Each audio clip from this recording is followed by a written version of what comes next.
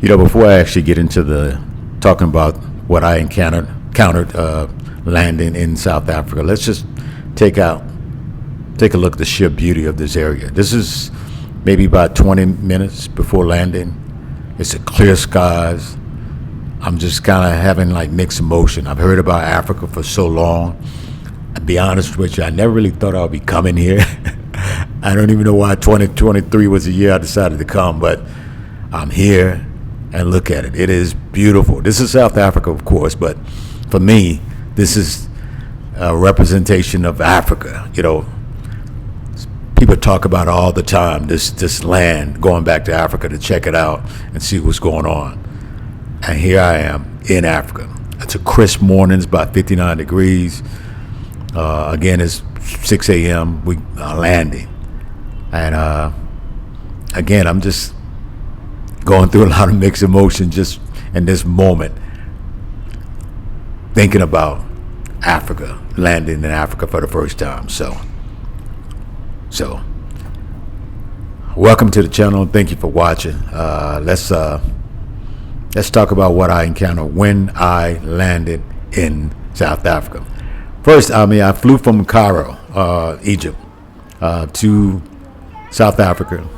As you can see, I'm on the plane right here. And what I'm going to do is just pretty much just kind of go from the plane all the way to the immigration office. Now, what I've learned, and this is not something I encounter too much in the U.S., but, a lot of these countries, it takes forever to get from the plane to the immigration office. I mean, in the U.S., it doesn't take that long because we don't want anyone to have any opportunity to to get lost before going to immigration. So a lot of time our distance is pretty short, from the airplane to immigration. In fact, it's normally right at the gate in most cases, but you're not going too far before you actually get into in the U.S. But Thailand, Brazil, Mexico, quite a few places, you go quite a distance before you actually get to the immigration office, and this is no case. This is no different. Again, this is a Monday morning. This is it's early. I think we're the only flight at that moment who arrived. So it wasn't crowded. The plane was semi-full.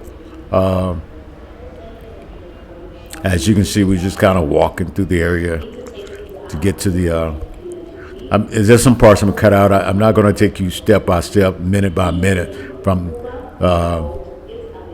the plane to the gate, but I want you to kind of get a visual. So if you go there for the first time, you can kind of get an idea. Now keep in mind, I'm in Johannesburg, just in case I didn't mention it. I make sure I write down the name of the airport and a few other things to make sure that if I didn't say it, I at least mention it, wrote it down somewhere in the video. So again, this is walking up this long hallway. It's pretty long. So if you got mobility issues, just be prepared that it's a long walk. How you doing? I'm waving because the guy, they got, I guess, plenty of watchers, so people along the way to kind of guide you and make sure, I guess, that no one get lost between the airplane and the immigration office or immigration office / custom. So again, I'm just walking there. Usually what I try to do every time I go somewhere, I try to go to the airport, go through immigration, get my bag, get some money, depends on the country, get a SIM card, order an Uber if that's an option, but find some type of ground transportation, and then jump in that transportation and get to my location. And that's how pretty much I try to make it, try to do every place I go. So again, as you can see, I would want to walk faster, but I hadn't walked in a while. So, when you're stuck on a plane for 8 hours, because this is about a 7.5 hour flight from Cairo to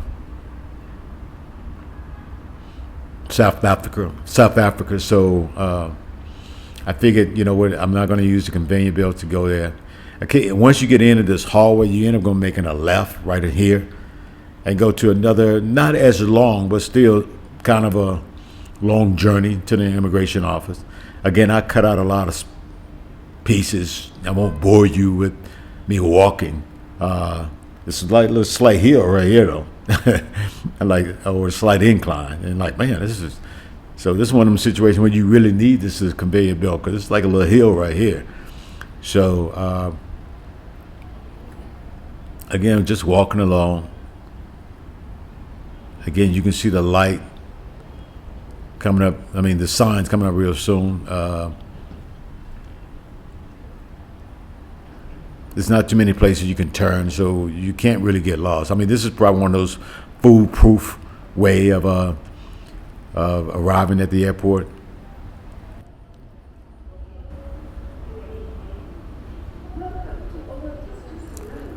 Now, as you can see, this is the part where you actually make a right to go downstairs, and you're going to see once you start going down the escalator, you're going to see the area where you have to go into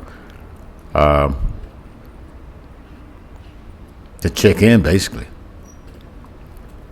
you're going to see this sign. You probably, I don't know if you can see it from here, but you're going to see this sign that pretty much talked about people who needed a visa and people who are visa exempt. I'm from the USA. We didn't need a visa, but there's some countries that need visa.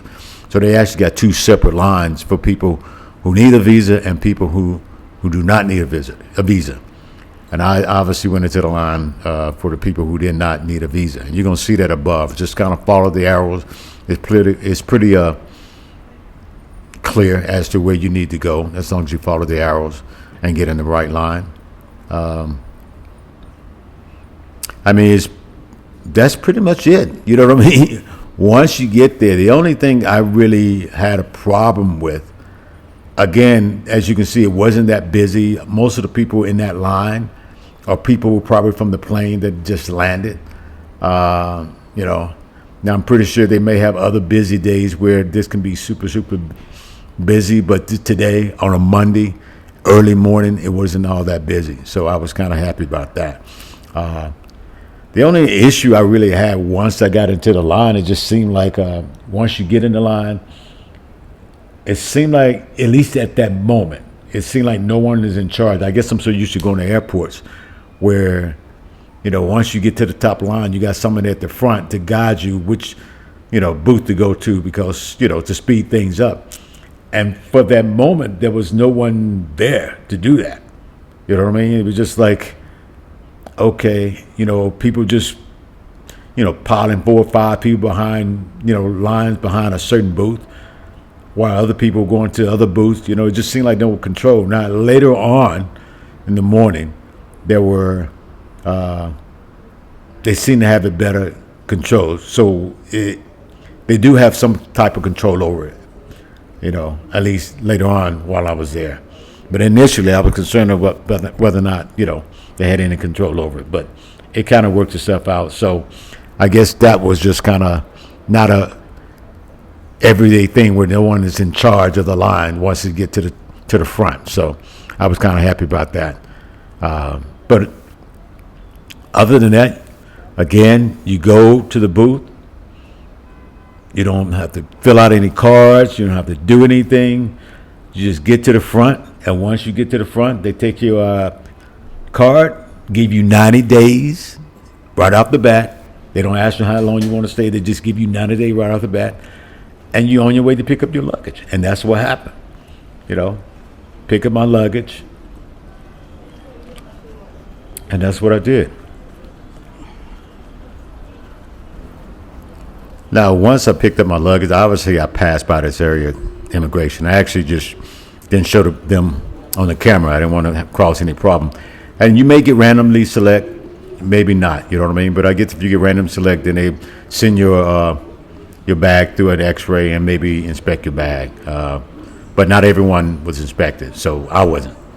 And now, like I said, I'm actually headed right to the ATM machine. As soon as you come out of this area right here, you're going to see kind of like an empty space. And you're going to really see the ATM machine. There's actually 2 of them. Before you walk through this glass door into the main lobby area, But this was right near the Travelers Check, this particular ATM, local banks. Now I'm looking for a place to get my SIM card. I needed a SIM card. And then if you walk further into the area, you're going to find, like little shops that sell little miscellaneous stuff. Now, there's two locations. I use the Vodafone, which is in the red. I make sure I write it down properly. Right next to this area right here. But they got different plans, for 30 days. I bought the plan for $5.19. It cost me $5.99. Excuse me, $5.99. It was for 20 gig for 30 days. But some odd reason she gave me 20 more gigs. So basically I got 40 gigs for 30 days. Anyway, this is out front. I was looking for a place to do Uber, but someone told me that I needed to go to this location. I didn't have the camera running at the time, but it's actually second level of a separate building once you cross the street. And there's a designated area for ground transportation, one definitely for Uber, and there's a separate one for like taxis or anything like that if you want to take a taxi. So Uber and Bolt, which is, I guess, another Lyft service that people use in Africa. And that's it. I was in my Uber. My Uber cost like 218 Rand. I'm going to make sure I put it down. So that's it. Thank you for watching, and I'll see you next time.